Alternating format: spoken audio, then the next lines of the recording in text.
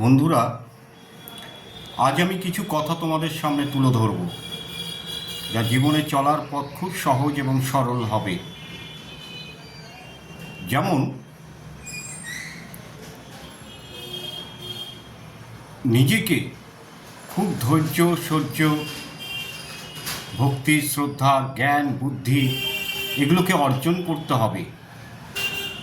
এগুলো তুমি যদি অর্জন করতে পারো এবং ব্যবহার করতে পারো প্রাত্যহিক প্রতিক্ষণের জীবনে, তাহলে তোমার সুখ শান্তি কেউ কেড়ে নিতে পারবে না।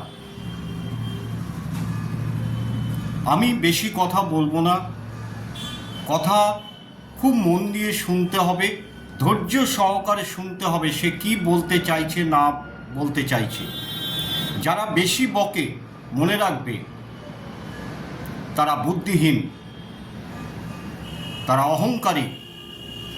যারা অন্যায় করে ক্ষমা চায় না তারা অহংকারী, তারা নির্বোধ। আগে নিজের দোষ ধরতে হবে। আমি কি কথা বলছি, কেন বলছি, কার সঙ্গে বলছি, এগুলোকে নিজের চিন্তার মধ্যে আনতে হবে। যেখানে সেখানে যা তা কথা বলাটাও অনুচিত। নিজের দোষ ধরলে কি হবে, তুমি শুধরে যাবে। জীবনের পথ চলার রাস্তাটা খুব প্রশস্ত হবে এবং সুন্দর হবে। তুমি যদি সর্বক্ষণ পরের দোষ ধরতে থাকো, জীবনে কখনো সুখ শান্তি আনতে পারবে না। কারণ তুমি নিজেকে শুধরাতে পারছো না, নিজের ভুল দোষ এগুলো ধরতে পারছো না, তুমি খালি পরের সমালোচনা করে যাচ্ছ।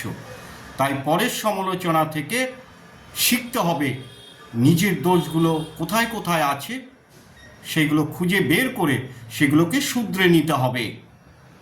আমি কি কথা বলছি, আমার এই কথার জন্যে যেন অন্যেরা আমাকে সন্দেহ না করে, কোনো রকম আঘাত না পান। আমি কাউর দোষ ধরব না চট করে, তাকে বকতে দাও। সে কত দূর বকতে পারে এবং বকতে বকতে তার মনের কথা এক সময় প্রকাশ পাবে। সে কতটা তোমার সঙ্গে ভালোভাবে মিশতে চায়, জানতে চায়, সেটা প্রকাশ পেয়ে যাবে। তাই বলবো যে মানুষ অনেক পয়সা উপার্জন করে এখন, যে কেউ, কিন্তু সুখ শান্তি বড় অভাব। তার পরিবর্তে কি আছে, অশান্তি, অসুখ বিসুখ এবং নেই নেই ভাব। কারণ কোনো কিছুতে তার মন ভরছে না। তাহলে জীবনকে সুন্দর করে রাখার জন্যে এই জিনিসগুলো অতি অবশ্যই রাখবে। বিশেষ করে ধৈর্য, সহ্য, ভক্তি এবং শ্রদ্ধা, এইগুলো যখন রাখতে পারবে, আস্তে আস্তে তুমি দেখবে তুমি জ্ঞানী হয়ে উঠেছ এবং বুদ্ধি তোমার মধ্যে চলে এসেছে এবং তুমি সেইগুলোকে প্রয়োগ করতে পারবে। তাই তোমাদের কাছে, সকলের কাছে অনুরোধ, তোমরা কখনো বিচ্যুত হইও না, ভগবানের থেকে কখনো বিচ্যুত হয় না। যাদের কাছে এই গুণগুলো থাকে, ভগবান সর্বদা তাদের কাছে থাকেন এবং ভগবান স্বয়ং নিয়ন্ত্রিত করেন তাদের। এই কথাগুলো হয়তো তোমার জানি না ভালো লাগছে কি না। যদি তোমাদের ভালো লেগে থাকে, অতি অবশ্যই তোমরা লাইক করো, শেয়ার করো এবং কমেন্ট করো। সবসময় পজিটিভ চিন্তা ভাবনা করো, পজিটিভ কথাবার্তা বলো। আমরা মানুষকে নিয়ে চলাফেরা করি, শুধু তাই নয়, প্রত্যেকটা জীব জগৎকে নিয়ে আমরা চলাফেরা করি। কুকুর, ছাগল, বেড়াল, পশু পাখি, এদের নিয়েও চলাফেরা করি। তাই প্রত্যেকের প্রতি তোমার দয়া, মায়া, মমতা এগুলো রাখা প্রয়োজন আছে। তুমি ভিখারিকে ভিক্ষা দেবে না, তা বলে তুমি তাকে মুখ করো না। বলো যে আমায় মাফ করো, বলে দাও তোমার যদি দেওয়ার ইচ্ছা না থাকে। কিন্তু তাকে তুমি মুখ করো না, তাড়িয়ে দিও না, যাও যাও যাও যাও। অনেকে দেখেছি আমি, এগুলো করতে নেই। এতে ভগবান রুষ্ট হন। কে কী কর্ম করেছে তার ফল সে ভুগছেন, আর যে যেরকম কর্ম করবে তার ফল তাকে ভুগতে হবে।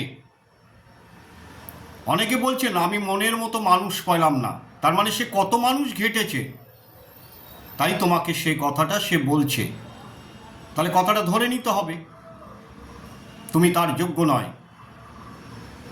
এটাই প্রমাণ করে দিল সে। তাহলে এই যে কথাগুলো, তোমাকে যুক্তিসঙ্গতভাবে মেনে নিতে হবে এবং ভালোভাবে থাকতে হবে। তুমি যদি ভালো মানুষ হও, কথা কম বলবে, শুনবে বেশি। শুনলে পরে কি হবে, ওর যে কথাগুলো তোমার মধ্যে তোমাকে বলছে, সেই কথাগুলোর মধ্যে কোথায় কি দোষ ত্রুটি আছে সেগুলো তুমি জানতে পারবে। সে কতটা তোমাকে সম্মান করে, কতটা ভালোবাসে, কতটা প্রয়োজন বোধ করে, তাহলে তোমাকে জানতে হবে, তুমি জেনে যেতে পারবে। বন্ধু সেই হয় যে তোমার মনের কথা বুঝতে পারবে এবং তোমার পাশে সর্বদা দাঁড়াবে নিঃস্বার্থভাবে, তবেই সে বন্ধু হয়। জীবনে চলার পথে অনেক বন্ধু হয়, কিন্তু বন্ধুর মতো বন্ধু পাওয়া সৌভাগ্যের বিষয়। কাউকে তুমি দাসত্ব করে রাখতে পারো না। অহংকার, অহংকার হচ্ছে পতনের মূল। সেই অহংকারকে ত্যাগ করবে, দেখবে জীবনে দাঁড়িয়ে যাবে খুব শীঘ্রই। আর সবসময় ঈশ্বরের নাম করো, ভগবানের নাম করো। মা বাবার প্রতি, বিশেষ করে যে মা জন্ম দিয়েছেন, গর্ভে ধারণ করেছেন, সেই মাকে প্রণাম করো। জয় জগৎবন্ধু।